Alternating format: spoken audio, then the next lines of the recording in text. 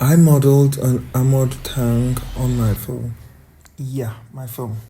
Follow along as I walk you through the process in 3D modeling app, from modeling, texturing, and then lighting. Now for the modeling section, there are 4 subsections: the hull, the turret, the cannon, and the track, respectively. And the cube you're seeing is for the hull. Speaking of the hull, this part is laterally symmetrical, so I use the mirror tool, and to do so we need to cut a loop along the center. This is where having your grid helps. To turn on your grid, click on the dashed line at the top left, click on interface, and then toggle grid on. While you're at it, you can also change the grid snap to 0.1. Now that I figured that out, we need to place some horizontal and vertical cuts to define the base shape of the hull. These cuts will be foundational to the further more detailed cuts we'll be adding eventually. Think of it like an architectural scaffolding. When creating a low poly model, it's important to recognize when to use quads or triangles.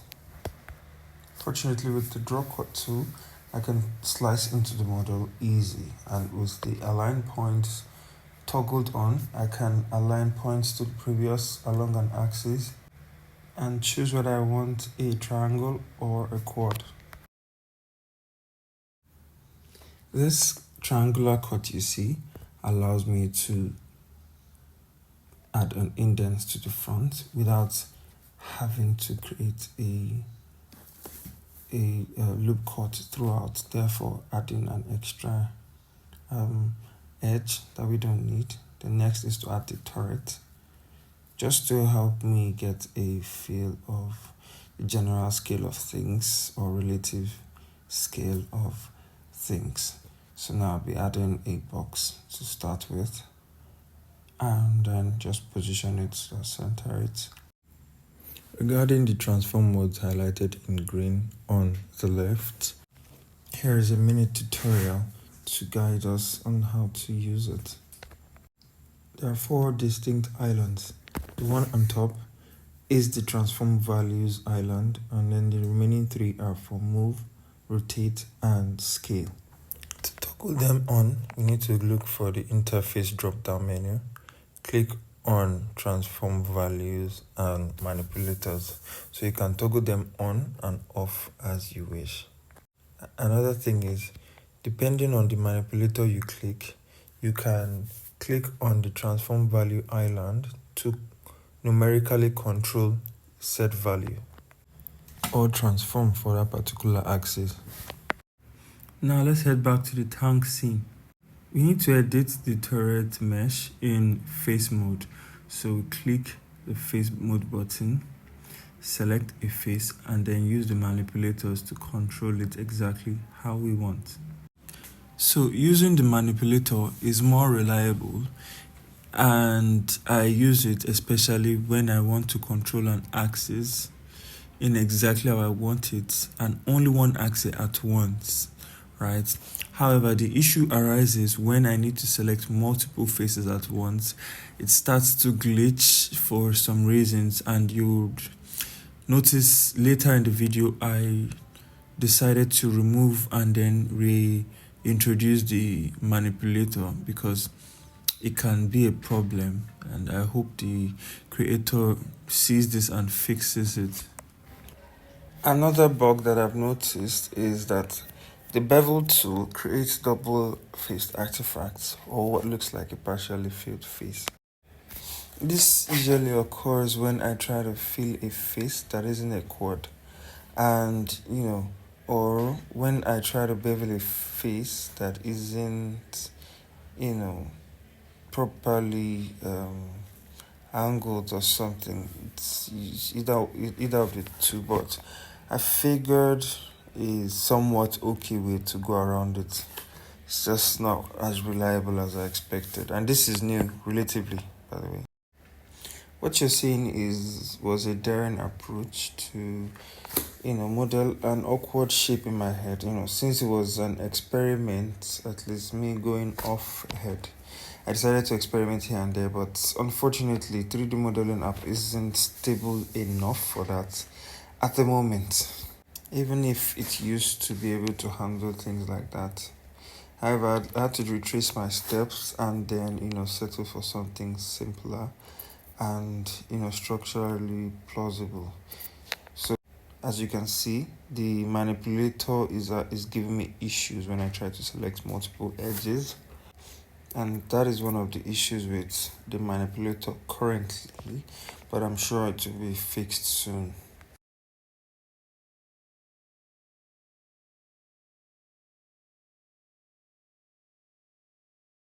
So after seeing that the issue persisted, I had to just turn the manipulator off so that I can have some peace of mind. Not to say it's not useful, but for a tool like this, you have to improvise or at least proceed exploratively. Technically, this turret part was one of the simpler shapes of volumes compared to the hull and the tracks, but I was really trying to go detailed originally, but I just got tired and traced. I decided to simplify it so that I can focus on areas that I have full details on mentally.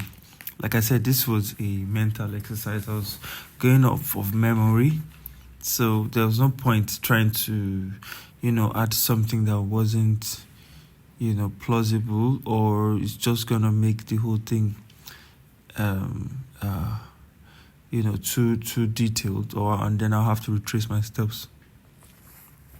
So after simplifying it, what I decided to do was to look at the model from different angles, planning, the way forward.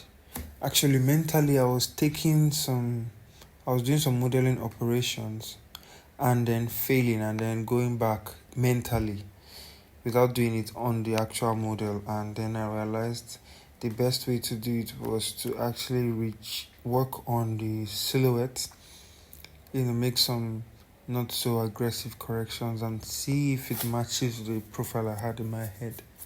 So that took some time, me just moving around and, just checking, making minor adjustments. Basically, it was just the overall silhouette.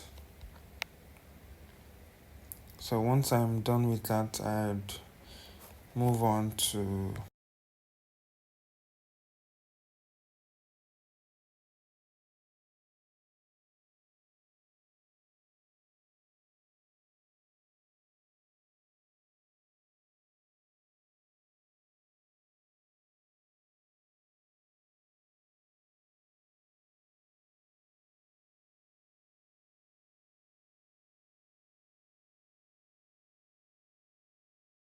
So now for the cannon, right? I add a cylinder to the to just close to the turret, turn it around, make a few changes, and ensure that it is pointing forward as it should. So a third thing that I noticed is the entering the rotational values manually. It really just it doesn't correlate as much. So I have to still do it manually. So I hope they fix that too. So I believe we're relatively familiar with what a tank cannon looks or should look like. Basically, a long barrel. In fact, if I had left it like this, it would have been fine technically, but that wasn't the look I was going for. So I wanted something slightly more sophisticated, but without ruining that low poly vibe. It's not cartoonish. It's not a cartoonish low poly tank. So I mean, it needs to follow that armored tank aesthetic, so I just decided to freestyle it till I got what I was looking for.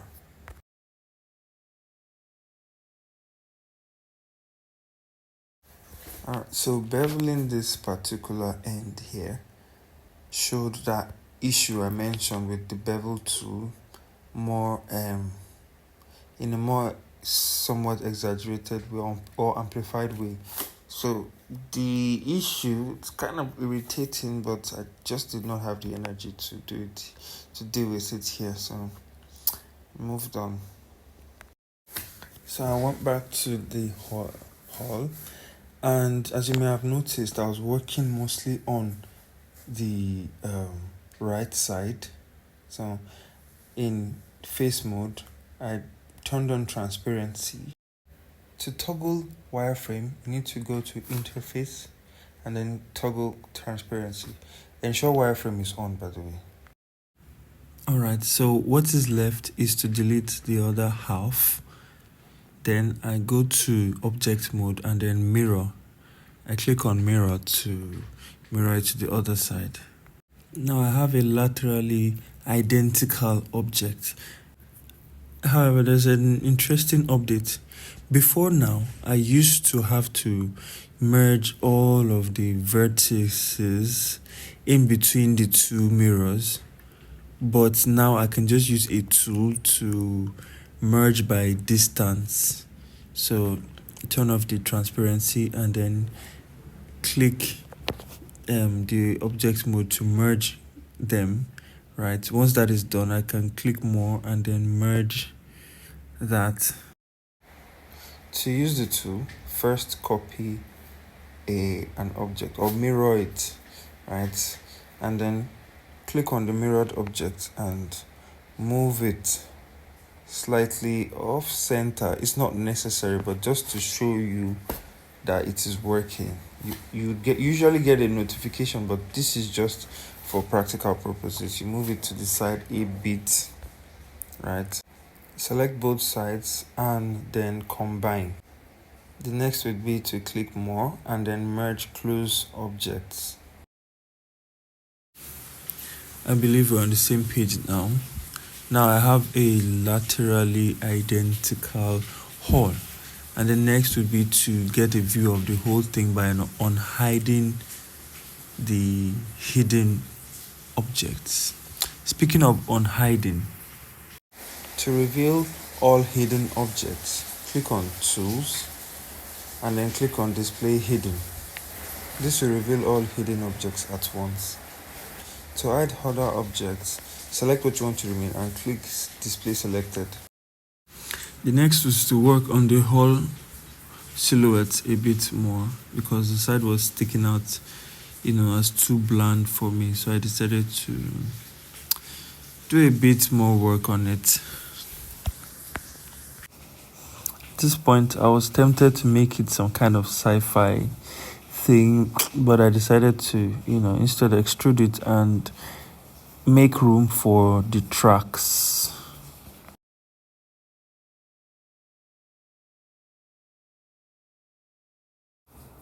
I flattened the side to prepare for the tracks.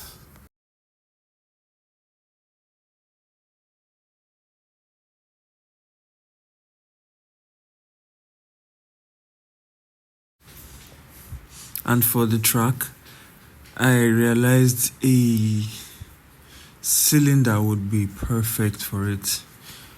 Just make, equal distance along what should be a thread. That's, the path around the wheels that will be turning it. So, at least in my head it was simple. So I deleted the sides using the transparency, and then I moved it around to form, a general shape of a thread. Yeah, so I have to fast forward this part so you can see the whole thing at once. You can do whatever you want, but you get the idea. Yeah, at this point I had the wheels just to guide my modeling for the threads. so I'm not just aimlessly making changes. And once I was done with that, I decided to add some blocks. Like I said in the beginning, right? This is something I'm doing off airhead. So there are some things I am winging off, but I eventually figured it out.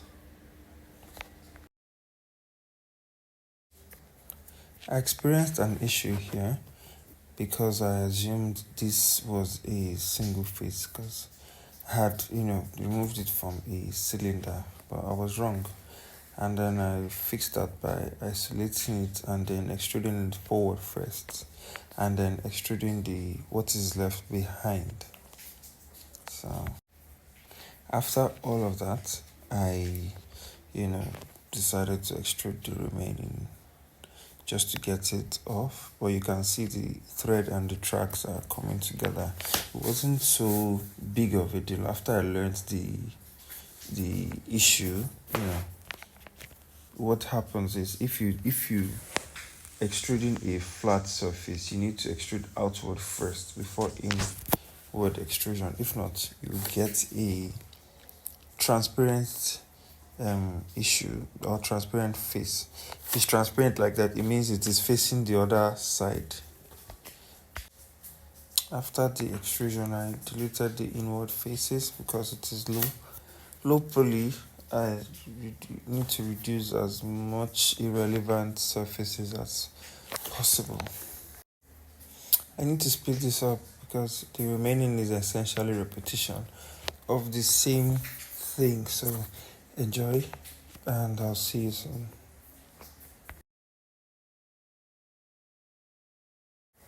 Alright, so from this point, I just need to see what the whole thing looks like. I decided to, select and combine everything so I can mirror it at once without having anything out of place. Yeah, meh. It looks okay for now. So I moved to the other turret side, that is the cannon, and then make a few adjustments. So I needed to turn on the transparency so I can select subcomponents like the vertex or face and then move it out with the manipulator, in a controlled fashion.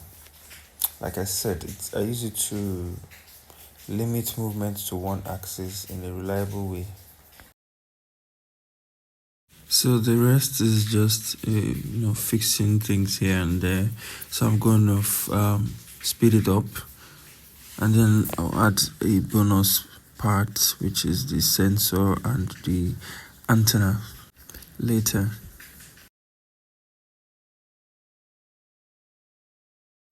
So here I added a cube for the tank's sensor, or at least viewfinder, but I honestly wish I stopped there because I ended up having to make some changes to the body of the tank and just shifting proportions here and there, but it eventually turned out nice, but I wasted too much time on it. At this point, I tinkered and tinkered and tinkered. You can see it's slightly wider, but there was no way to control the tracks without having to move ridiculously, change too much. So I had to refresh, make sure it was laterally identical, repeated the same process, and then added the track again.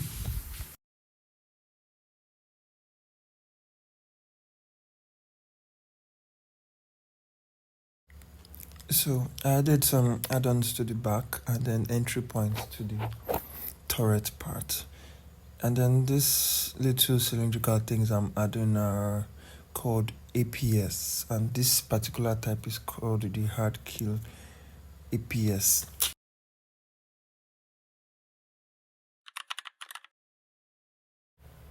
And now to the next major section, which is texturing. So you can go here to find the texture mode. Now the inspiration for this texturing came from my experience from watching a couple of military arsenal videos. That's like the Abrams, M1 Abrams and the likes, and then also learning that the more scrambled a texture is, the more likely it is to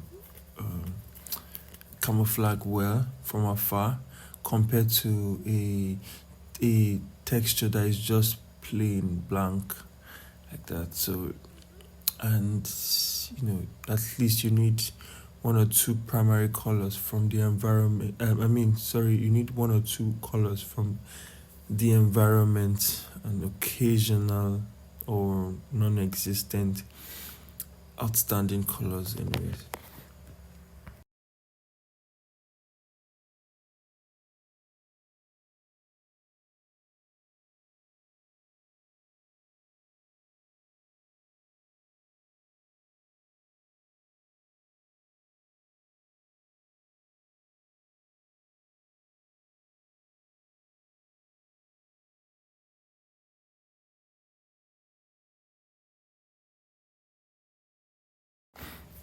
I go on to color the turret, although I used a different base, but it turned out the same way.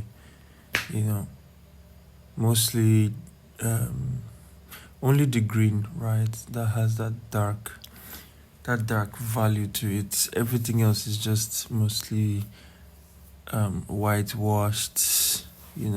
Something that you could see from a sand desert environment, right? And somewhat vegetation friendly. A lot of sun-beaten foliage usually turn out whitewashed, or they have that light value to them, so they can reflect heat more, I guess, compared to foliage that are darker that tend to retain heat.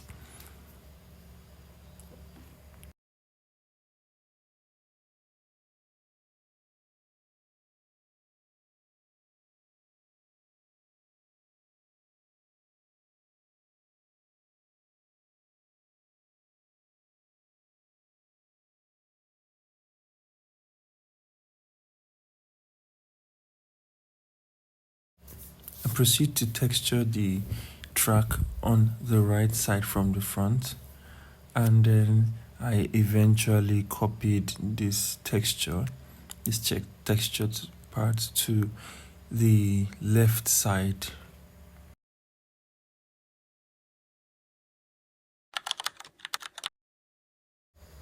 And now we're in the lighting section of this video. Then I changed the background color to a sky color. Then I added the directional light. But first of all, to enter the lighting mode, click here. Then I changed the color of the directional light to a branch of yellow, something that matches the sun. Quick one, to add the directional light, click create light and then click directional light. And then turn on the light shadow on the light options by the bottom left of the screen. Now, one of the advantages of using directional light for something like this, especially when you're trying to replicate the conditions of a desert, is to get a somewhat parallel shadow, right, without having to move your light source really far away. So I decided to add a plane just to give it another level of the scene setup. Decided to add the plane, go to texture mode, and then change the color of the plane to brown. Honestly, I didn't even care about making it look like a desert. I just wanted brown. and then get it over with.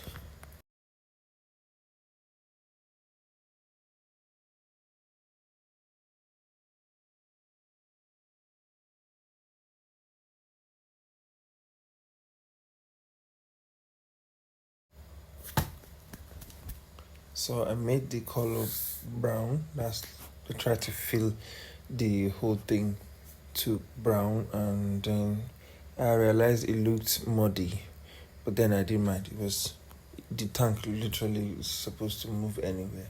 So after looking around, the next thing was to add some kind of track pattern or texture behind the tank, just to give it that vibe of having been there before.